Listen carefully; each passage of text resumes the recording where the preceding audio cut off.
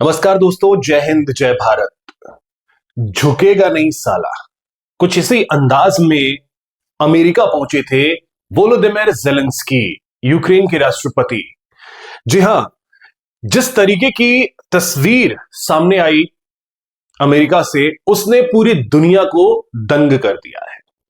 दरअसल आपको बता दें कि रूस और यूक्रेन के बीच एक जंग चल रही है जो लगभग 3 साल उसके पूरे हो चुके हैं और अमेरिका के नए राष्ट्रपति डोनाल्ड ट्रंप इस युद्ध को जल्द से जल्द खत्म करना चाहते हैं और इसीलिए वोलोदिमीर ज़ेलेंस्की को उन्होंने बातचीत करने के लिए न्योता दिया और वोलोदिमीर ज़ेलेंस्की बातचीत करने के लिए पहुंचे थे।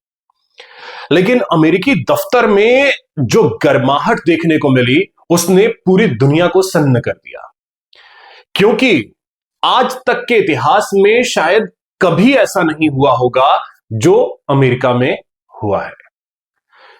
तीखी बहस हुई है डोनाल्ड ट्रंप और ज़ेलेंस्की के बीच।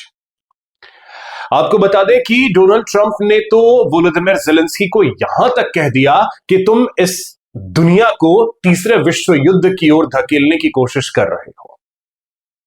उन्होंने वोलोदिमीर ज़ेलेंस्की को मूर्ख राष्ट्रपति तक कह दिया। अब देखिए, बड़ा सवाल यह है कि आखिर बातचीत जो अच्छे माहौल में होनी थी, चूंकि बातचीत तो शांति के लिए हो रही है, अचानक माहौल कहां बिगड़ा और क्या ऐसी वजह रही कि जो आज तक नहीं हुआ वो अब देखने को मिला है।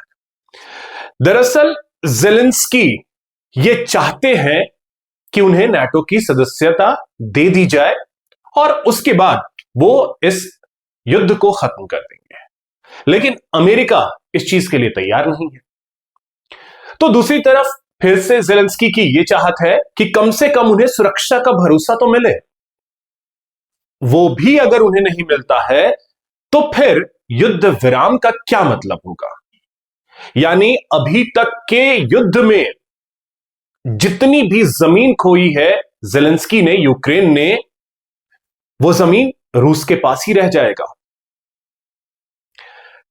अब ज़ेलेंस्की ऐसा नहीं चाहते हैं, लेकिन ज़ेलेंस्की इस ट्रैप में फंस तो गए हैं बहुत बुरी तरीके से, क्योंकि जब यह युद्ध शुरू हुआ था उसी वक्त से यह कयास लगाए जा रहे थे कि महज 10 दिन, 15 दिन, 20 दिन, महीने, 2 महीने युद्ध खत्म हो जाएगा और यूक्रेन को रशिया पूरी तरीके से तबाह कर देगा। लेकिन ऐसा हुआ नहीं। युद्ध को 3 साल पूरे हो चुके हैं, तो युद्ध खत्म क्यों नहीं हुआ? इसके पीछे सबसे बड़ा कारण यह है कि अमेरिका लगातार यूक्रेन को सहायता देता रहा और उसी सहायता की बदौलत यूक्रेन युद्ध में अभी तक डटा हुआ है। अब वो तमाम चीजें डोनाल्ड ट्रंप ने ज़ेलेंस्की को गिनवा दी कि अगर अमेरिका का हाथ नहीं होता तो महज सप्ताह 2 सप्ताह में तुम ये युद्ध हार जाते। ये बातें डोनाल्ड ट्रंप ने सुना दी ज़ेलेंस्की को। अब ज़ेलेंस्की अपनी बात पे अड़े हैं, डोनाल्ड ट्रंप अपनी बात पे अड़े हैं। अब ऐसे में बड़ा सवाल यह है कि यह युद्ध आखिर कब रुकेगा और क्या अब यूक्रेन पूरी तरीके से इस दुनिया में अलग थलग पड़ गया है।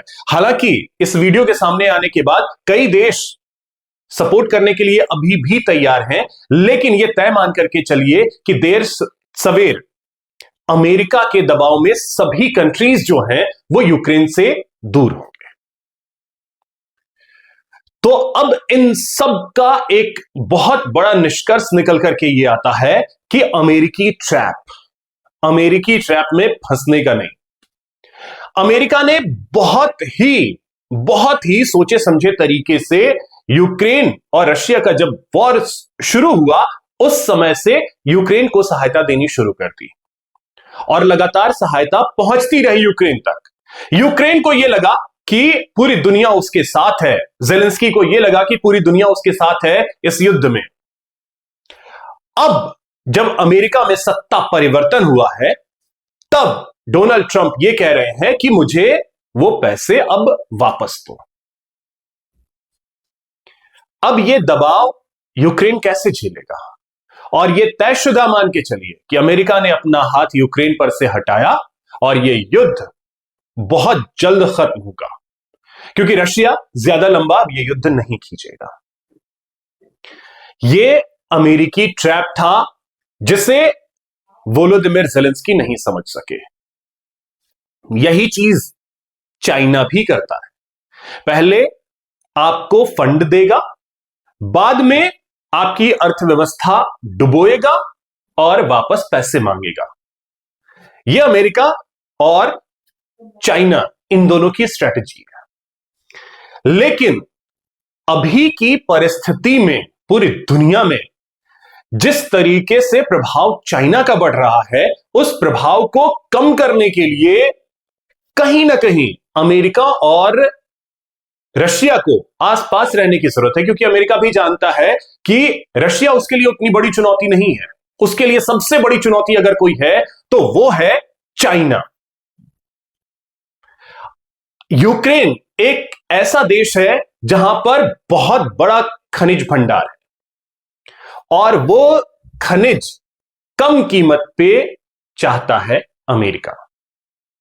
शायद हो सकता था कि ज़ेलेंस्की वो भी दे दे, लेकिन उन्हें अपने देश की सिक्योरिटी चाहिए, और वो सिक्योरिटी कैसे मिलेगी इसका जवाब शायद ट्रंप के पास नहीं था। इसीलिए डोनाल्ड ट्रंप भड़के भी और उन्होंने बहुत बुरी तरीके से लताड़ा है ज़ेलेंस्की को।